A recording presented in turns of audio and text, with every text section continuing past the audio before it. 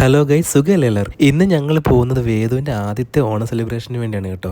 അവളുടെ day care വെച്ചാണ് celebration. ഇത് വേദുവിൻ്റെ ആദ്യത്തെ ഓണം സെലിബ്രേഷൻ. പക്ഷേ എനിക്കും അച്ചുവിനും ഇത് വളരെ സ്പെഷ്യലാണ്. കാരണം അവളുടെ പേരൻ്റ് എന്ന നിലയിൽ ഞങ്ങൾക്ക് ആദ്യമായിട്ട് കിട്ടുന്ന ഒരു ഇൻവിറ്റേഷനാണ് ഇത് കേട്ടോ. വേദുവിൻ്റെ ആദ്യത്തെ ഓണം ആയതുകൊണ്ട് ഞങ്ങൾ എന്തായാലും സെലിബ്രേറ്റ് ചെയ്യാൻ വേണ്ടിയാണ് തീരുമാനിച്ചിരിക്കുന്നത്. അപ്പോൾ നമ്മൾ റൂമിൽ നിന്ന് ഇറങ്ങി ഒരു ടാക്സി എടുത്താണ് ഡേ കെയറിലേക്ക് പോകുന്നത്. നമ്മൾ ഡേ കെയർ അടുത്ത് തന്നെയാണ്, എങ്കിലും നല്ല ചൂടായതുകൊണ്ടാണ് നമ്മൾ ടാക്സിക്ക് പോകുന്നത്. വേദു ഇട്ടിരിക്കുന്ന ഈ ഡ്രസ്സാണെങ്കിൽ വേദുവിൻ്റെ അമ്മൂമ്മ തയ്ച്ചു കൊടുത്ത ഡ്രസ്സാണ്.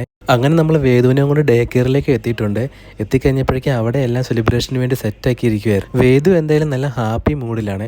ആള് ചിരിച്ച് കളിച്ച് സന്തോഷിച്ചൊക്കെയാണ് ഇരിക്കുന്നത്.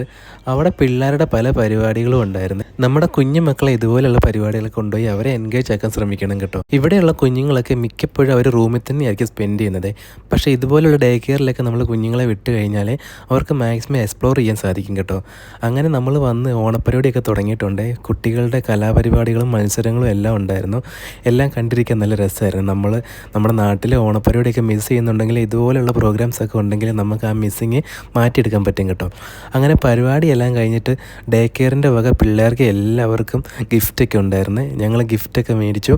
വേദുവിന് വേണ്ടി ഞാനാണ് ഗിഫ്റ്റൊക്കെ വാങ്ങിയത്. ആദ്യമായിട്ട് കിട്ടുന്ന ഒരു ഗിഫ്റ്റാണ് വേദുവിൻ്റെ പേരിൽ.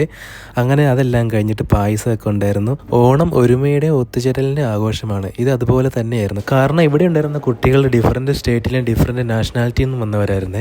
വേദു ഇവരുടെ കൂടെ ഒരുമിച്ച് ഓണം ആഘോഷിക്കുന്നത് കണ്ടപ്പോൾ തന്നെ വളരെ സന്തോഷമായി. അങ്ങനെ ഞങ്ങൾ റൂമിലേക്ക് എത്തി.